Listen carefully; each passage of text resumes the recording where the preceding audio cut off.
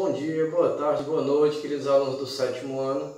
Estamos aqui iniciando mais uma aula de matemática, né? Então que seja uma aula de muito aprendizado para nós, dessa forma remota, onde cada um, né, é o protagonista da sua própria aprendizagem, como eu sempre costumo falar, tá certo, pessoal? Então, hoje na nossa aula de matemática, nós vamos estar estudando um assunto, está certo? Chamado proporção. Tá certo? Proporção. O que é uma proporção na matemática, pessoal? Olha lá a definição de proporção. É quando você tem uma igualdade de razões. E quando a gente viu na semana passada, razão é quando você pega uma relação entre duas grandezas e escreve em forma de fração. Lembra? Por exemplo, eu tenho em uma família, em uma casa, 2 adultos e 3 crianças. Qual é a razão de adultos para crianças? 2 adultos, 3 crianças, não é assim? O 2 em cima e o 3 embaixo, 2 terços. Então, quando a gente fala em razão, a gente fala de uma fração, de um quociente. Lembra lá da semana passada, não é assim? Então, uma proporção é quando você tem uma igualdade de razões. Vou dar um exemplo bem prático do nosso dia a dia para o estudo de proporção. Tá certo? Lembrem, proporção é uma igualdade de razões, ou seja, uma igualdade de frações.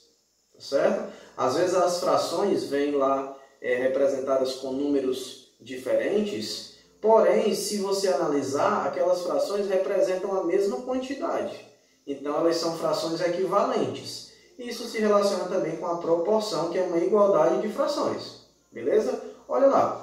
Pessoal, eu vou dar aqui uma receita para vocês de café para a gente iniciar o nosso estudo.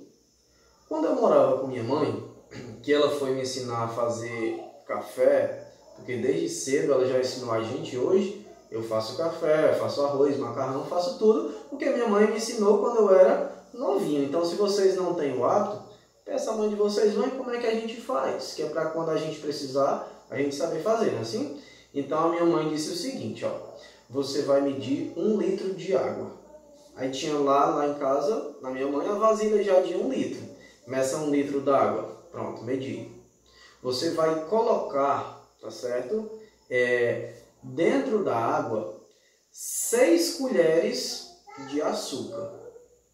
Você vai pegar outra vasilha com um pano e vai colocar 3 colheres de pó do café. Então, o que a minha mãe disse? Ó, 3 colheres de pó e 6 colheres de açúcar. Se você perceber bem, o açúcar é o dobro do pó. Se eu digo que, por exemplo, o açúcar é o dobro do pó, é porque o pó é a metade do açúcar. Tanto faz eu dizer uma coisa como outra, certo? 3 não é a metade de 6 e 6 é o dobro de 3. Então ela disse, ó, sempre vai fazer uma garrafa de café, 3 colheres de pó e 6 colheres de açúcar. Mas, mãe, e se eu não quiser colocar, por exemplo, 1 de pó e 5 de açúcar? Se eu quiser colocar 4 de pó e 3 de açúcar, o que vai acontecer? Se eu colocar pouco café, o café vai ficar fraco. Só a garapa, né? E se eu colocar muito pó, o café vai ficar muito forte, tá certo? Para tirar a ressaca de quem está com preguiça. Não é assim? Então, a minha mãe disse, ó, sempre é a metade do pó para o açúcar. 3 colheres de pó e 6 colheres de açúcar. Com isso, pessoal, vamos escrever a razão. Eu quero saber qual é a razão do pó para o açúcar. Então, olha lá. 3 colheres de pó para 6 de açúcar. 3 sextos, não é assim? 3 de pó, 6 de açúcar. Agora, com esse raciocínio que o açúcar é o dobro do pó, tá certo?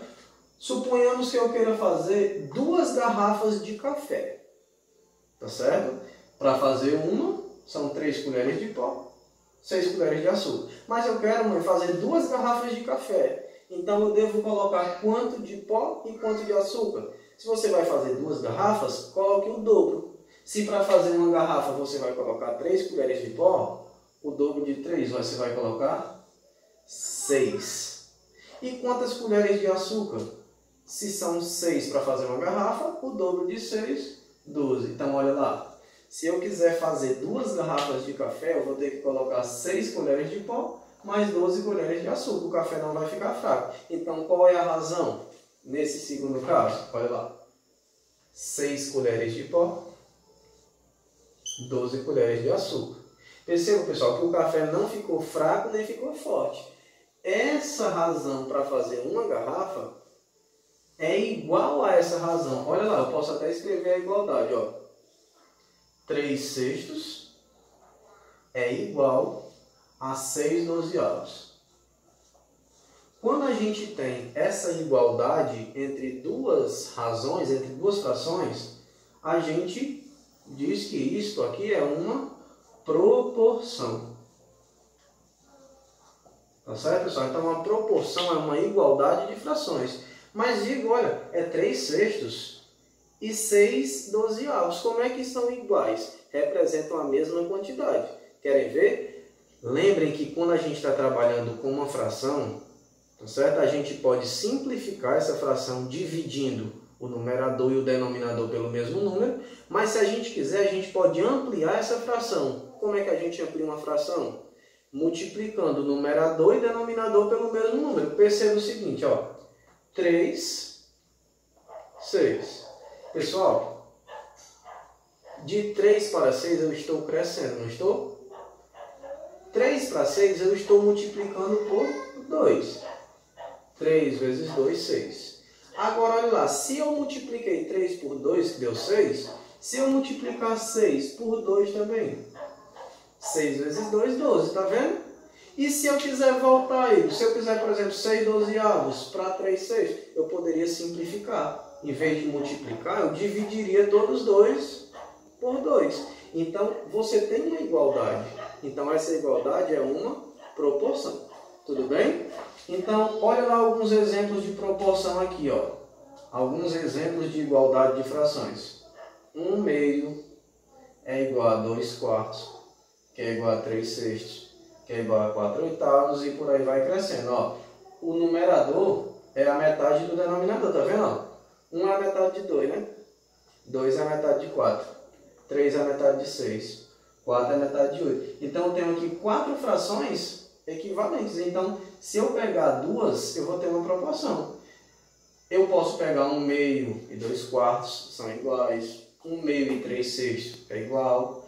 Do mesmo jeito aqui, ó. 3/5, 6/10, 9/15, 12/20. Isso aqui são igualdades de frações. Então, nós temos aqui proporções.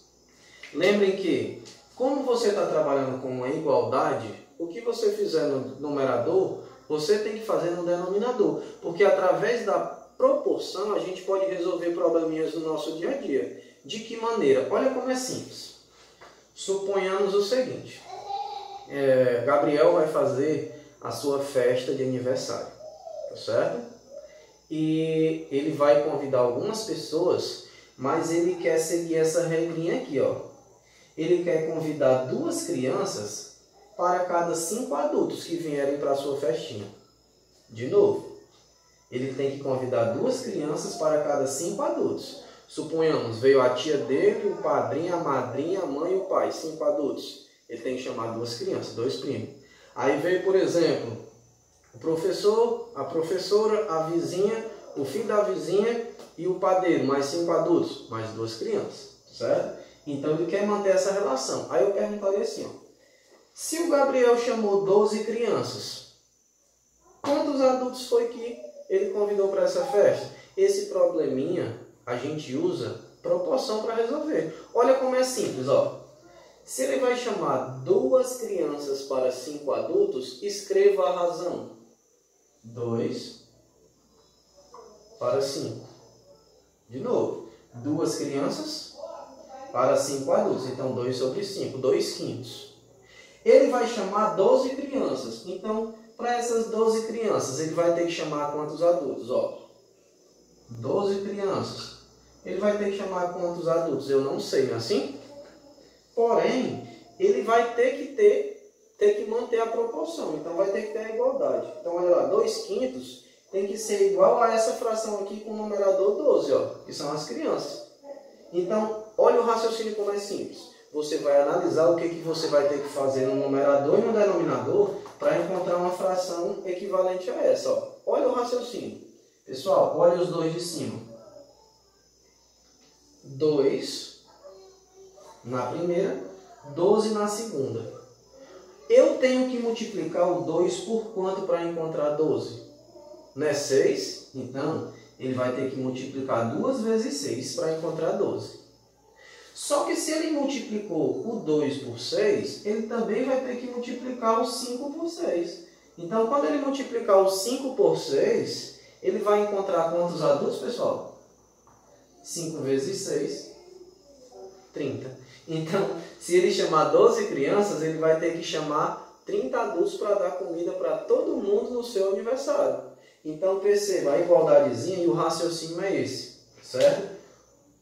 Você precisa multiplicar esse numerador por quem para encontrar o segundo? Ou também pode ser o denominador. Esse denominador, para encontrar esse outro denominador, tem que multiplicar por quem? Lembrem que o que se faz no numerador tem que fazer a mesma coisa no denominador. Em relação à multiplicação e divisão, tá, pessoal? Não pode somar nem subtrair, não. Ou é multiplicar ou dividir. Então, às vezes, você pode multiplicar por 5, multiplicar por 10, mas muitas vezes você também pode dividir. Ah, eu tenho um maior e estou encontrando um menor. Opa, então eu precisei dividir por 3. Se você dividiu em cima por 3, embaixo também precisa dividir por 3. Vou dar um exemplo. Olha lá.